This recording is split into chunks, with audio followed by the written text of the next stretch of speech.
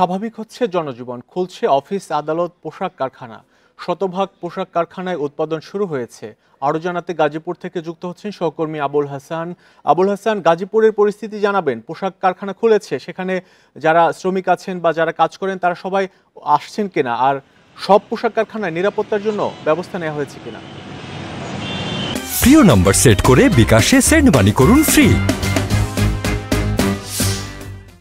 দেখুন, পোশাক কারখানার কথা যদি বলি, যে গাজীপুরে কিন্তু শতভাগ যে তৈরি পোশাক কারখানা রয়েছে সেগুলো খোলা রয়েছে এবং সেখানে যারা শ্রমিক রয়েছেন তারা কিন্তু নিয়মিতভাবে কাজ করে যাচ্ছেন এবং সকাল থেকেই তাদের কর্মচাঞ্চল্য শুরু হয়েছে এবং তারা সেখানে কাজ করে যাচ্ছেন। এবং আমরা খবর নিয়ে যেটি জেনেছি যে প্রত্যেকটা কারখানায় এখন তাদের যে নিজস্ব উৎপাদন ক্ষমতা, সেই উৎপাদন ক্ষমতা অনুসারেই তারা কিন্তু উৎপাদন প্রক্রিয়া চলছে এবং এখানে যারা শ্রমিক রয়েছেন তাদের সঙ্গে আমরা কথা বলছিলাম। তারা যেটি জানিয়েছেন যে পথে তাদের কোনো ধরনের বাধা বিপত্তি পড়তে হয়নি, স্বাভাবিক অন্যান্য দিনের মতোই তারা কিন্তু কারখানায় এসেছেন এবং তারা কাজ করে যাচ্ছেন। আর মালিক পক্ষের সাথে কথা বলে যেটি জেনেছি যে তারা কারখানায় নিরাপত্তার জন্য নিজস্ব যে নিরাপত্তা কর্মী তাদেরকে যেমন রেখেছেন, তেমনি কিছু ভলান্টিয়ার রেখেছেন যারা কারখানার নিরাপত্তার দায়িত্ব পালন করছেন।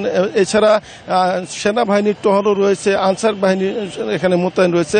ফলে নিরাপত্তা নিয়ে পুলিশের সদস্যদের অনুপস্থিত থাকলেও নিরাপত্তা নিয়ে এখানে যারা গার্মেন্টস মালিক তারা কিন্তু নিজস্ব নিরাপত্তা বিধান করেছেন এবং মালিকরা যেটি এখন দাবি করছেন যে যত দ্রুত সম্ভব পুলিশ বা অন্যান্য আইন শৃঙ্খলা বাহিনী যারা আছেন তাদেরকে যেন দ্রুত এখানে মোতায়েন করা হয়। কারণ হচ্ছে যে এখানে গাজীপুরে প্রায় 2000-এর বেশি শিল্প কারখানা রয়েছে এবং এই শিল্প কারখানায় যাতে কোনো ধরনের দুষ্কৃতিকারী কোনো ধরনের খারাপ কিছু না করতে পারে, সেই কারণে তারা চাচ্ছেন যে আগ থেকেই যেন এখানে নিরাপত্তার ব্যবস্থাটি জোরদার করা হয়। এবং তারা আরেকটি দাবি করছেন যে এখানে যেহেতু কারফিউর সময় বা সহিংস আন্দোলনের সময় কারখানা তাদের বন্ধ রাখতে হয়েছিল, সে কারণে তাদের উৎপাদনের একটু সমস্যা হয়েছে। এখন তারা চাচ্ছেন যে নিরবিচ্ছিন্নভাবে বিদ্যুৎ এবং গ্যাসের যেটি সরবরাহ, সেই সরবরাহটা যেন নিশ্চিত করা হয়, সেই দাবি কিন্তু নতুন সরকারের কাছে তারা করেছেন। এবং তারা বলছেন যে কোনো এই যে রপ্তানিমুখী খাত সেটি যেন সচল থাকে, সেই দাবি তারা করেছেন।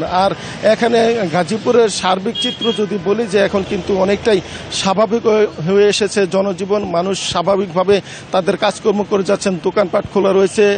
এখানে যেই আমি যে পয়েন্টটিতে আছি চান্দনা চৌরাস্তায়, এখানে আমি দেখেছি যে দূরপাল্লার গাড়ি সহ অন্যান্য যে যানবাহন সেগুলো প্রচুর পরিমাণে চলাচল করছে এবং মানুষের ভিতরে যে কিছুদিন আগে উদ্বেগ উৎকণ্ঠা ছিল সেটি কিন্তু কেটে গেছে এবং তারা কিন্তু স্বাভাবিক প্রতিদিনের মতো যেভাবে তারা চলাফেরা করে সেভাবে তারা চলাফেরা করছেন।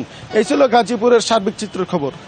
গাজীপুর থেকে জানাচ্ছিলেন সবশেষ পরিস্থিতি সহকর্মী আবুল হাসান।